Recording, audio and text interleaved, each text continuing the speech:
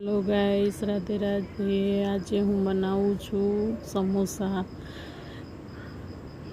એટલા મસ્ત ક્રિસ્પી બને છે, તમે પણ ટ્રાય કરી શકો છો। એના માટે મેં પહેલાં એનો મસાલો બનાવવા માટે એક પેનમાં મેં 1 ચમચી વરિયાળી, 1 ચમચી જીરું, 1 ચમચી સૂકા ધાણા અને 1 ચમચી કાળા મરી લઈને એને થોડા ડ્રાય સૂકા શેકીને એનો પાવડર બનાવી લીધો છે।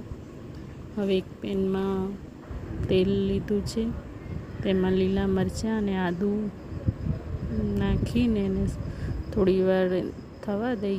પછી જે મસાલો આપણે તૈયાર કર્યો એ નાખી દેવાનો છે।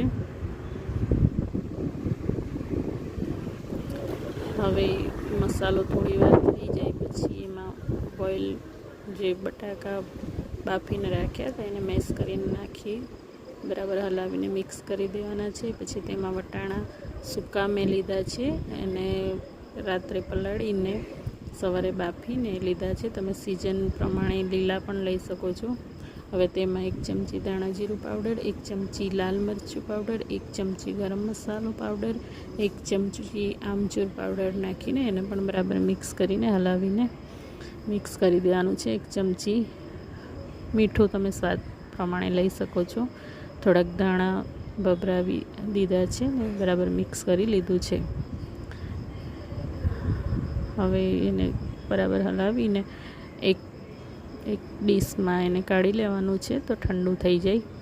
હવે મેં લોટ બાંધીને જ રાખ્યો હતો મેંદાનો, એમાં મેં અજમો, થોડું ઘીનું મોવણ નાખીને થોડું મીઠું નાખીને લોટ બાંધી લીધો હતો નરમ, અને એને વણીને એના સમોસા મેં ભરી લીધા છે। હવે એને તળી લઈએ।